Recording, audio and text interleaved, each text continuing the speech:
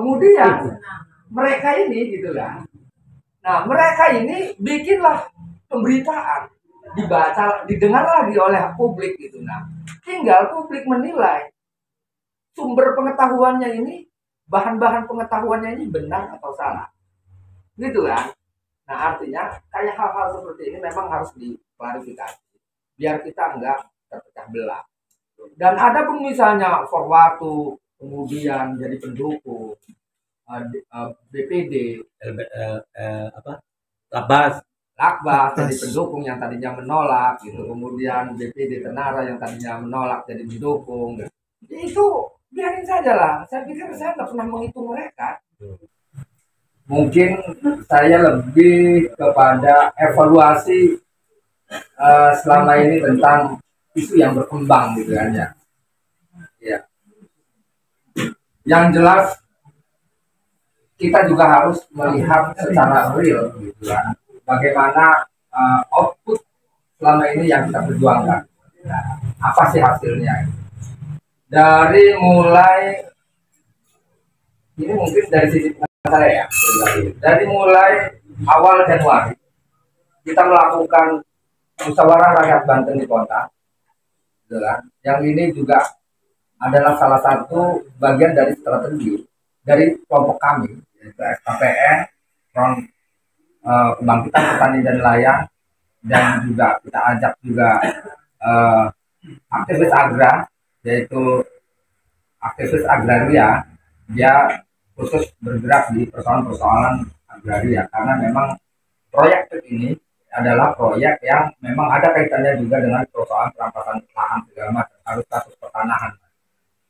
Nah, ini sebenarnya kita bertujuan untuk membangkitkan bagaimana masyarakat Serang Utara khususnya dan umumnya adalah Banten, luasnya adalah nasional, untuk membuka mata, membuka pikiran hatinya bahwa di sini ada persoalan yang ini saya anggap bukan yang kecil, tapi juga persoalan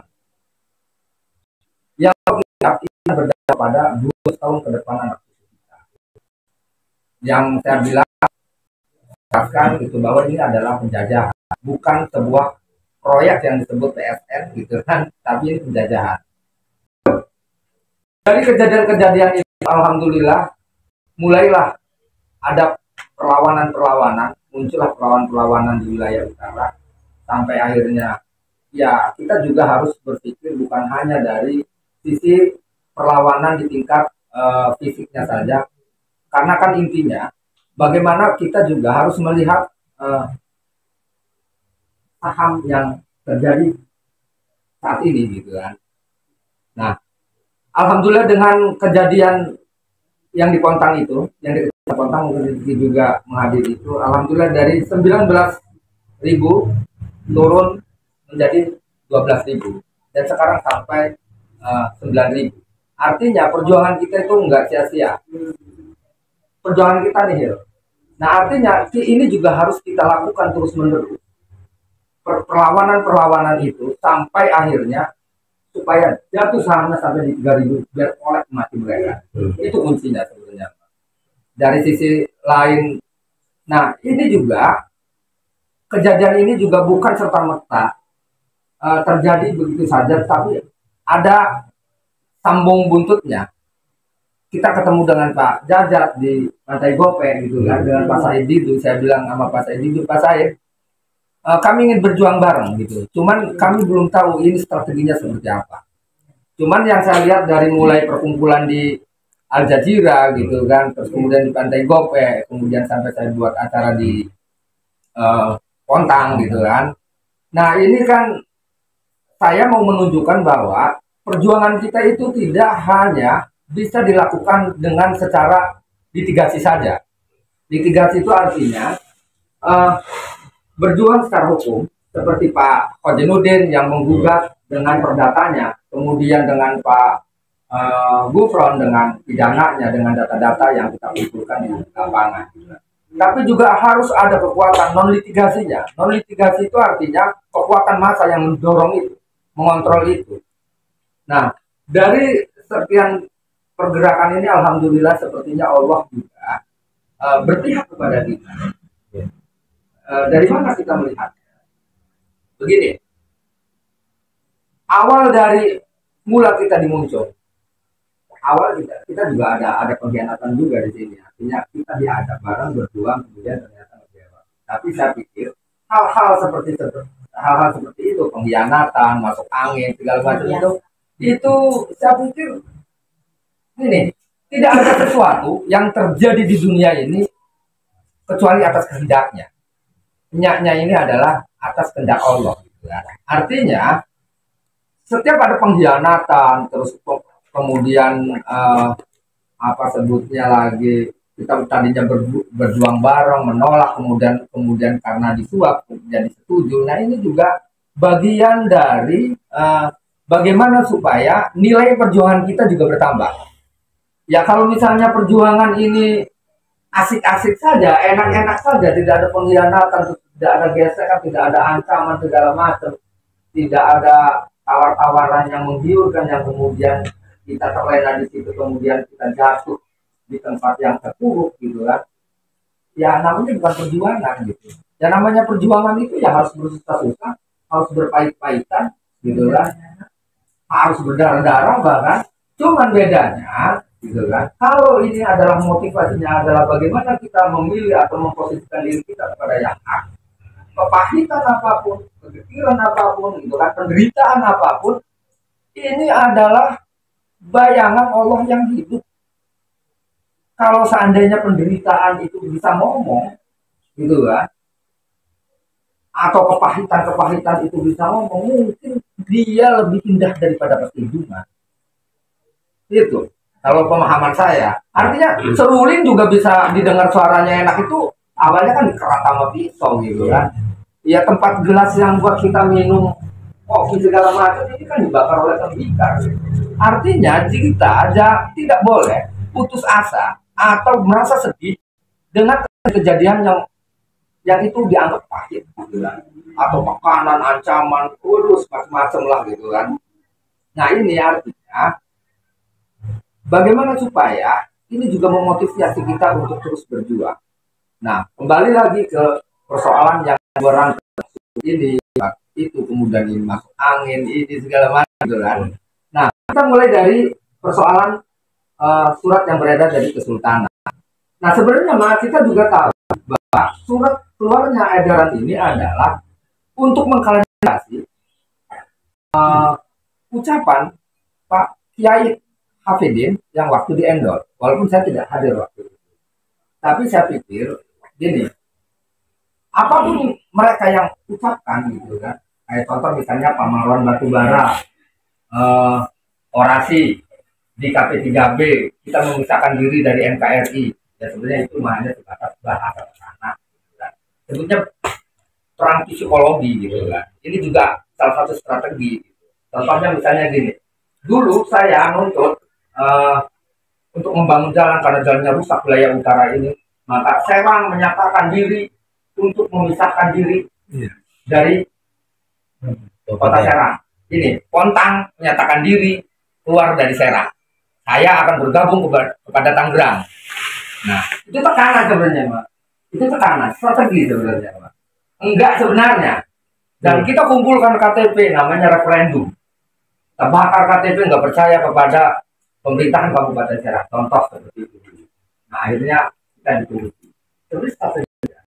Nah memang karena ini kekhawatiran apa ya sebenarnya kekhawatiran yang mungkin ini akan menjadi belah, makanya adalah klarifikasi. Nah cuman memang ini juga kan nyebar. Ada pemahaman yang A, pemahaman yang B seperti Pak Prof tadi katakan. Ya sebenarnya bahkan ini kan persoalan hanya sebatas kualitas bagaimana kita menyikapi atau kadar pengetahuannya. Makanya ketika kita berbicara tentang pengetahuan, berarti kita harus bertanya tentang kebenarannya. Pengetahuan itu pasti akan ditanya dan benar atau tidak pengetahuannya. Nah sebenarnya kalau masalah-masalah ini sebenarnya saya pikir bukan masalah apa-apa, cuman hanya pengertian kata saja. Gitu. Kadang-kadang apa yang kita dengar, apa yang kita baca itu salah pengertian kata, penafsiran kata saja. Nah, makanya kan pengertian kata itu sesungguhnya adalah dia berjalan di pikiran kita, gitu kan. Yang kemudian kalau pengertian kata ini salah, gitu kan, error, berarti pemikirannya juga error. Contoh misalnya gitu, ada si A ngomong atau mendengar berdasarkan pendengaran mereka ini, kemudian dia ngomong, saya mendengar katanya ada penyerobotan tanah, saya mendengar katanya ada penindasan, ada penjajahan. Oh, faktanya kok saya di sini tidak ada apa-apa, baik-baik saja. Ya karena dia datangnya di wilayah kantor PIK, enggak datangnya di Mucung, enggak datangnya di Lontar, atau enggak datangnya di Pagedangan Ilir, atau tidak datang kepada masyarakat, terusnya enggak ngobrol dengan Haji Jago, atau enggak ngobrol dengan Eva, atau enggak ngobrol dengan Rizky. Kemudian dia ngomong bahwa ini enggak ada masalah apa-apa. Nah, kemudian mereka ini gitu kan. Nah, mereka ini bikinlah pemberitaan, dibaca, didengar lagi oleh publik gitu. Nah, tinggal publik menilai sumber pengetahuannya ini, bahan-bahan pengetahuannya ini benar atau salah, gitu kan. Nah, artinya kayak hal-hal seperti ini memang harus diklarifikasi biar kita enggak terpecah belah. Dan ada pun misalnya Forwatu kemudian jadi pendukung, BPD, Lakbas jadi pendukung yang tadinya menolak gitu, kemudian BPD Tenara yang tadinya menolak jadi mendukung. Itu biarin saja lah. Saya pikir saya nggak pernah menghitung mereka, nggak saya pernah hitung. Ya lagian kalau nggak ada mereka, namanya bukan perjuangan gitu kan. Biarkan aja, mereka akan tahu endingnya nanti atas pilihan hidupnya gitu kan. Karena hidup ini adalah pilihan. Betul. Gitu. Artinya sesungguhnya kalau menurut saya, ini pandangan saya, dia juga tujuannya untuk menunjukkan bahwa dirinya lah yang benar. Kita juga menunjukkan bahwa diri kita lah yang benar. Nah, tidak mungkin dalam satu objek dua-duanya benar, dua-duanya salah. Harus ada salah satu yang benar, ada salah satu yang salah. Dan untuk membuktikan mana yang benar, mana yang salah, waktu ya nanti yang akan menjawab. Gitu. Itu modelnya. Iya, kata Jenderal Sudirman mah gitu. Kemiskinan atau penderitaan itu sebenarnya karena kebodohan kita saja. Mereka sedang memilih kebodohan. Gitu. Kata saya. Dan mungkin kata mereka juga dia sedang memilih kebodohan. Gitu kan. Nah, makanya biarlah mereka, biarlah kita. Tetap kita terus berjuang. Terus artinya saya sempat ngobrol dengan Ketua FKPN Pak Andri Fatra. Saya panggilnya Eri. Kata saya, kita mohon FKPN simpan aja dulu, biar nanti kita ayak dulu. Saya lagi berpikir tentang ucapan orang tua dulu, namanya Abah Suminta. Dia orang Laban, orang Tiban. Dia sempat ngomong ke saya. Mungkin saya nggak ngomong baca buku ya, kalau salah tafsir lagi. Tapi ada orang tua bicara ke saya, Lid, kamu akan menghadapi sesuatu yang besar nanti, gitu kan? Yaitu persoalan tentang tanah dan air, di mana tanah dirampok, air dirampok, gitu. Dan kemudian banyak orang melawan itu. Tapi ingat, ini saatnya zaman ayak-ayak piring.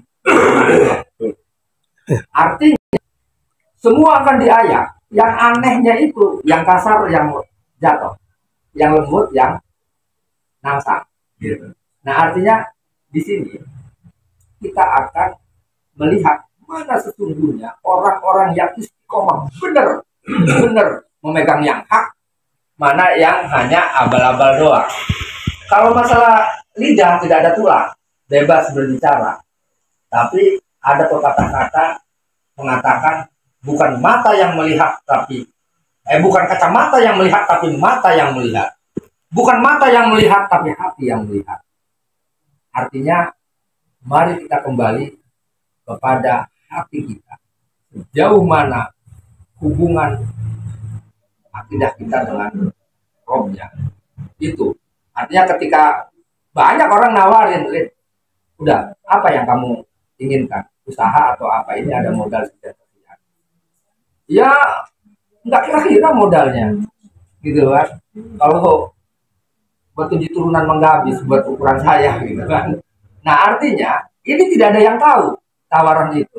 Tapi kan saya sadar bahwa Allah Maha melihat dan tidak boleh saya menerima itu. Kalau kata bahasa Serang mah pontang. Kalau kita nggak doyan jengkol, kuahnya juga nggak boleh dong. Nggak harus. Jangan ini mah kita nggak doyan jengkol, udahlah kuahnya aja lah. Kita nolak, CSR-nya diambil, misalnya kan gitu. Iya kan? Nah, ini yang jadi dilema juga kan gitu. Nah, tapi itu sah-sah aja mereka berbicara. Oh, kita kan sebagai ketua CSR, ya wajar dong saya yang tanda tangan, walaupun misalnya ketua CSR-nya ini adalah tangan kanannya kita, misalnya kan, atau misalnya, oh ternyata kepala dinasnya UMKM, perindustrian, oh ternyata ketua KDH, oh wajar berarti ngasih CSR-nya di Kota Serang. Dan ini juga kan bagian dari strategi gitu kan? Iya kan? Ya silakan mereka berstrategi. Lah kita juga sah-sah saja berstrategi. Cuman yang saya mohon ini kepada mereka, jangan sekali-kali ketika kita melawan kedoliman ini kemudian mereka membentengi. Dan kalau mereka membentengi, kita tumbuk. Terima kasih. Assalamualaikum warahmatullahi wabarakatuh. Waalaikumsalam warahmatullahi wabarakatuh.